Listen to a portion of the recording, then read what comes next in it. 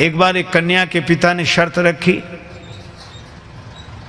कि हम शादी तो करेंगे, उसी दूल्हे से करेंगे, लेकिन शर्त यह है कि बारात में कोई बूढ़ा आदमी नहीं आना चाहिए। युवकों ने कहा कि ठीक ही है, ये बूढ़े क्या करेंगे ब्याह बारात में, यहीं बैठ के राम राम करें, भजन करें, घर में रहें, काहे को, और विवाह में क्या हम लोग सब जा ही रहे। वृद्ध मान गए, पर दूल्हे का जो नाना था वो बोला ना ना हम तो चलेंगे, हमें तो ले चलो। नाना वो लोग कहते हैं कि बूढ़ा दिख गया तो बारात लौटा दी जाएगी। नाना बोले तो ऐसे ले चलो कि दिखे नहीं, पर ले चलो। किसी तरह इंतजाम किया गया, गाड़ियों में जहाँ सामान रखते हैं उसमें ही नाना को किसी तरह छिपा कर ले गए। बारात पहुंची, कन्या के पिता ने अपना एक आदमी भेजा, देखो कोई बूढ़ा तो नहीं आया है। संवाददाता ने समाचार दिया कि कोई बूढ़ा नहीं आया। तो कन्या के पिता ने एक शर्त रखी कि हम विवाह के लिए तैयार हैं, पर बारातियों को हमारी एक शर्त पूरी करनी पड़ेगी।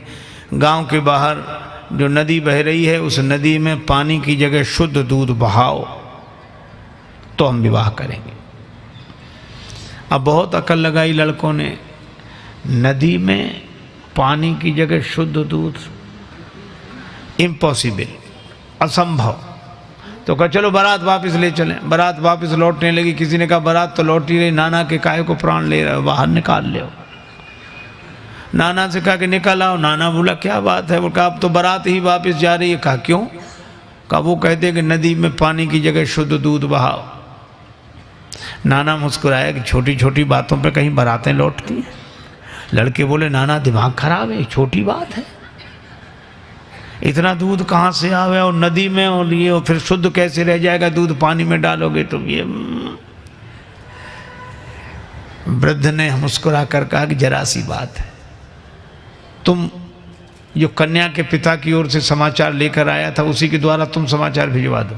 क्या? कि दूध का इंतजाम हमने कर लिया है, शुद्ध दूध बहा देंगे, इतना नदी भर जाए उससे भी ज्यादा दूध हमारे पास है, लेकिन हमारी भी एक शर्त है। क्या? कि नदी का पानी खाली तुम करा दो, दूध हम बहा देंगे। कन्या के पिता के पास खबर गई कि वो कहते हैं कि नदी का पानी खाली तुम कराओ, दूध हम बहा देंगे। कन्या का पिता बोला जरा अच्छी तरह छानबीन करो, बारात में जरूर कोई बूढ़ा आया है, नहीं तो।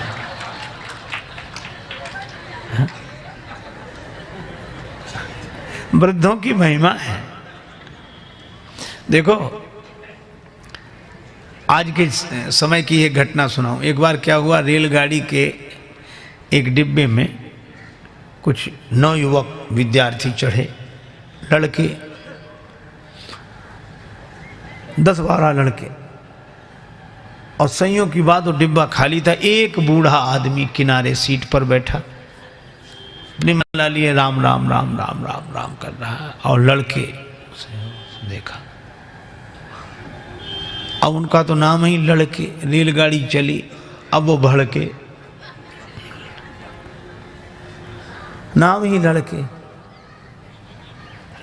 जहाँ जाए वहाँ से लड़के आए, घर में रहें तो लड़के, बाहर जाएं तो लड़के, इससे लड़के उससे लड़के।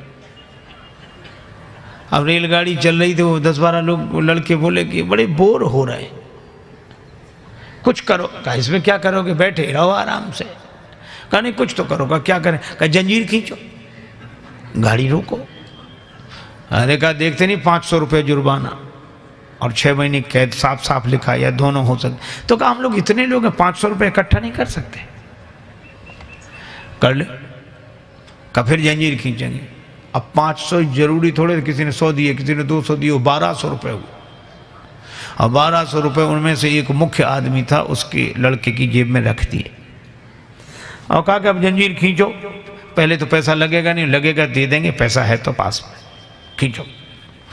तब तक एक लड़का बोला एक नया पैसा नहीं लगेगा, जंजीर हम खींचेंगे, गाड़ी रुकेगी, अधिकारी आएंगे, नाम इस बूढ़े का लगा देंगे किसने जंजीर खींची।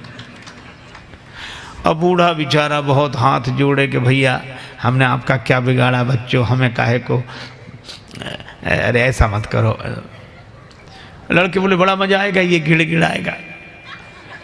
कुछ लोगों को इसी में मजा आता, पर पीड़न रति, दूसरे को दुख पहुंचाकर सुख पाना। और अंत में यह हुआ कि लड़कों ने जंजीर खींच दी। मुख्य चेकिंग थी, अधिकारियों को लड़के ही बुला लाए। इस बूढ़े ने जंजीर खींची, इस बूढ़े ने जंजीर खींची। अब वृद्ध बड़ा हैरान कि अगर हम कहें भी कि हमने जंजीर नहीं खींची तो मानेगा कौन? ये 10-12 लड़के और सब हमारे बारे में यही कह रहे हैं कि जंजीर खींची। तो उसको भगवान ने ऐसी प्रेरणा दी, अधिकारी ने डांटते हुए कहा कि तुम वृद्ध होकर शर्म नहीं लगती, जंजीर क्यों खींची? बूढ़ा बोला, साहब जंजीर तो खींची पर मजबूरी में खींची। क्या मजबूरी थी? हमारे पास 1200 रुपए थे, इन लड़कों ने छीन लिए, इसकी जेब में रखे। अब तो बूढ़े के सामने ही गिने गए थे रुपए और रखे गए। अधिकारियों ने जो देखा तो उसकी जेब में रुपए मिल गए। ईमानदारी का जमाना था, बूढ़े को 1200 रुपए मिले और शाबाशी दी गई कि बड़ा साहस का काम किया, बहादुरी का काम किया। अब लड़के एक दूसरे का मुंह देखेंगे, ये तो हम सोचते ही नहीं थे। वृद्ध को तो 1200 रुपये मिले, लड़के पकड़ गए।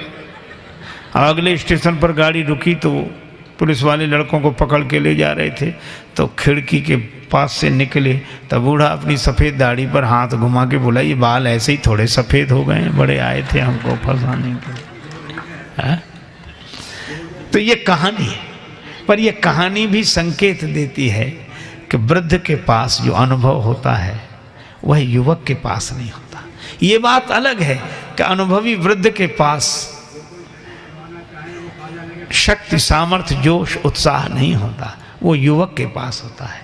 तो युवक अपने उत्साह का उपयोग वृद्धों के अनुभव के आधार पर समाज और राष्ट्र के निर्माण में करे, यही हनुमंत कथा का संदेश है।